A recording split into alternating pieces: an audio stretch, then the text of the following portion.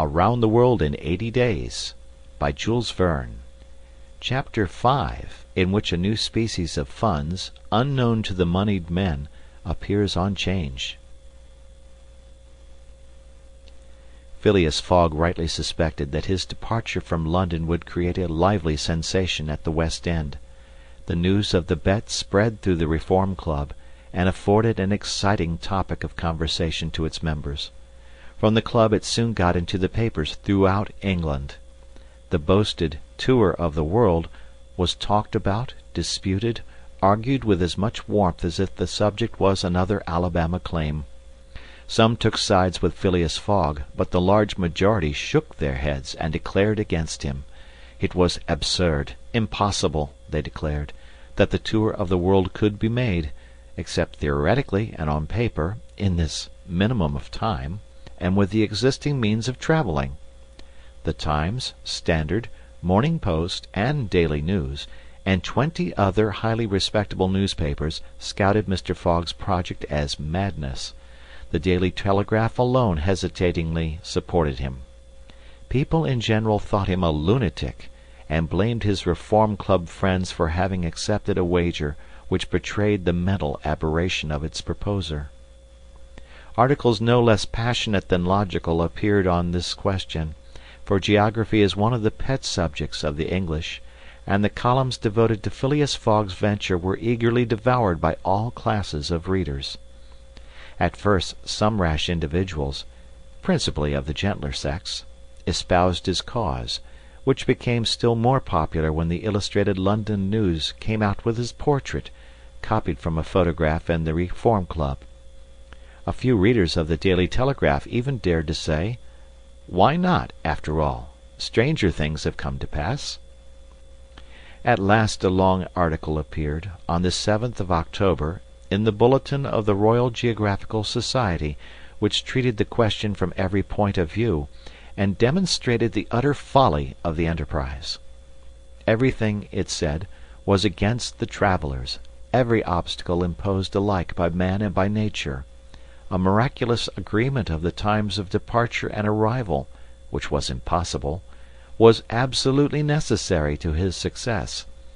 He might, perhaps, reckon on the arrival of trains at the designated hours in Europe, where the distances were relatively moderate, but when he calculated upon crossing India in 3 days, and the United States in 7, could he rely beyond misgiving upon accomplishing his task?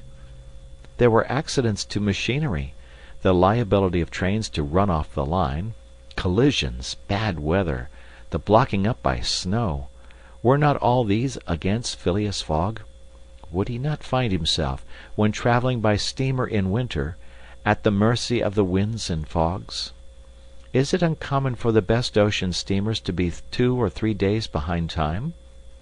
But a single delay would suffice to fatally break the chain of communication, should Phileas Fogg once miss, even by an hour, a steamer. He would have had to wait for the next, and that would irrevocably render his attempt vain.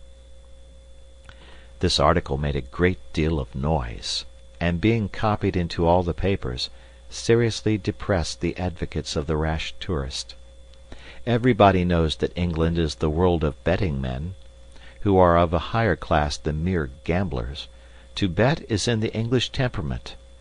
Not only the members of the Reform, but the general public, made heavy wagers for or against Phileas Fogg, who was set down in the betting books as if he were a racehorse.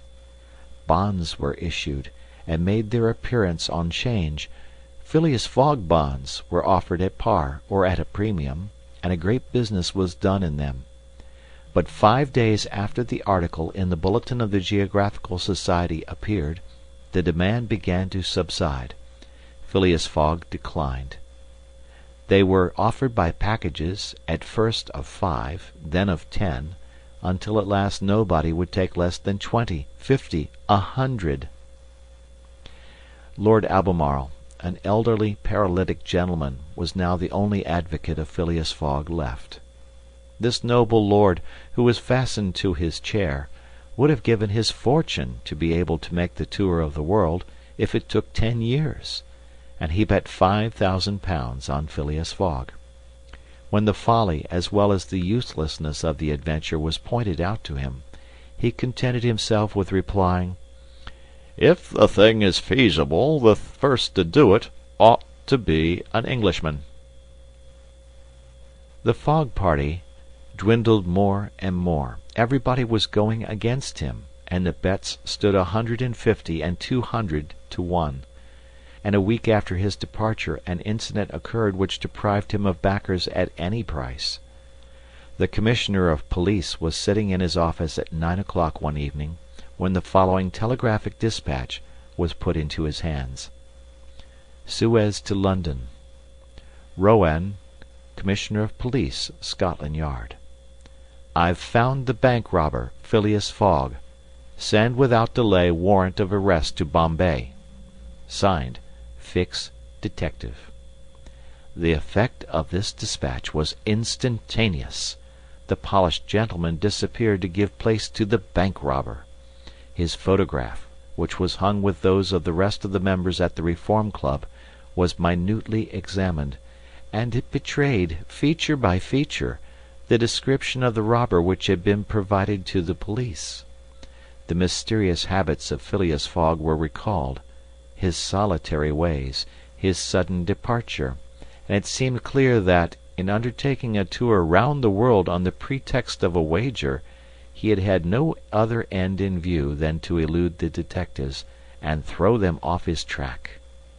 Chapter 6, in which Fix, the detective, betrays a very natural impatience.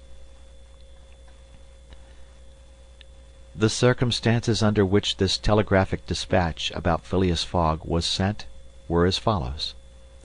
The steamer Mongolia, belonging to the Peninsular and Oriental Company, built of iron, of 2,800 tons burden and 500 horsepower, was due at 11 o'clock a.m. on Wednesday, the 9th of October, at Suez. The Mongolia plied regularly between Brindisi and Bombay via the Suez Canal, and was one of the fastest steamers belonging to the company, always making more than 10 knots an hour between Brindisi and Suez, and 9½ between Suez and Bombay.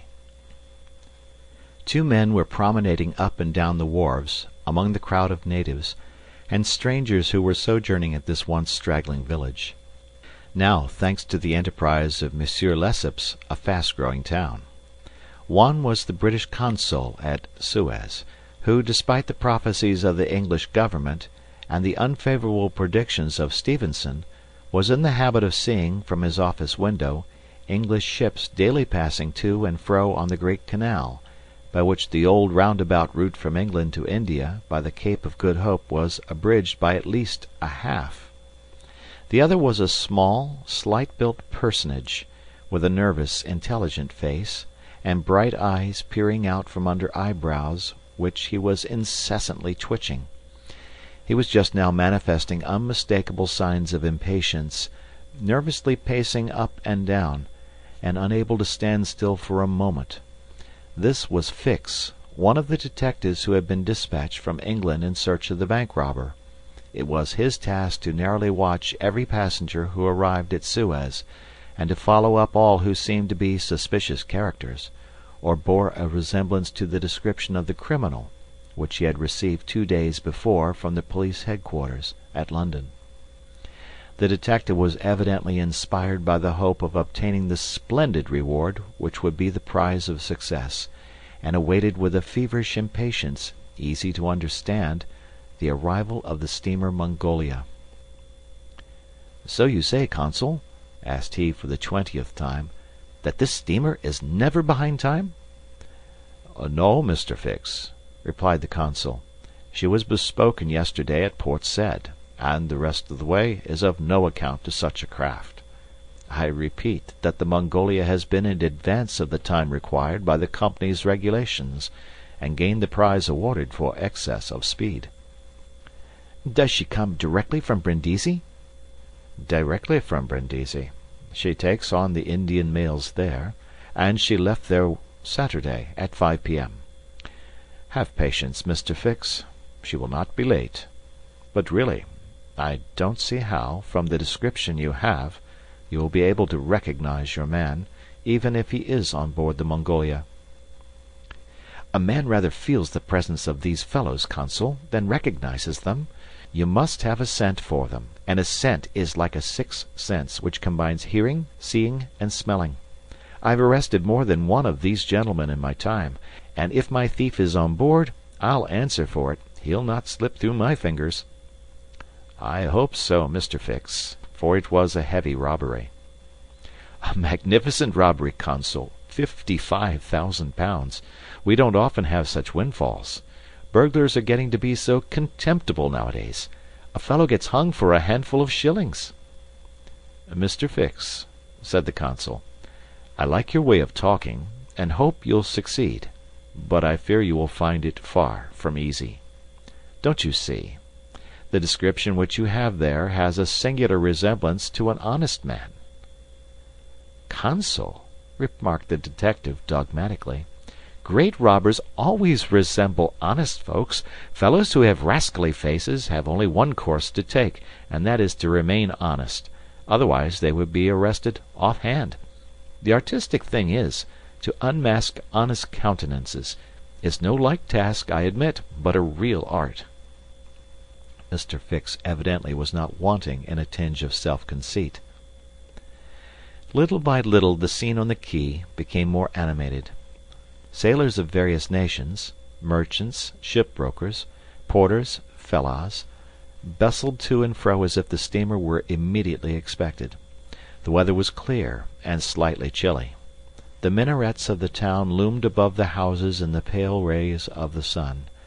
A jetty pier, some 2,000 yards along, extended into the roadstead. A number of fishing smacks and coasting boats, some retaining the fantastic fashion of ancient galleries, were discernible on the Red Sea. As he passed among the busy crowd, Fix, according to habit, scrutinized the passers-by with a keen, rapid glance.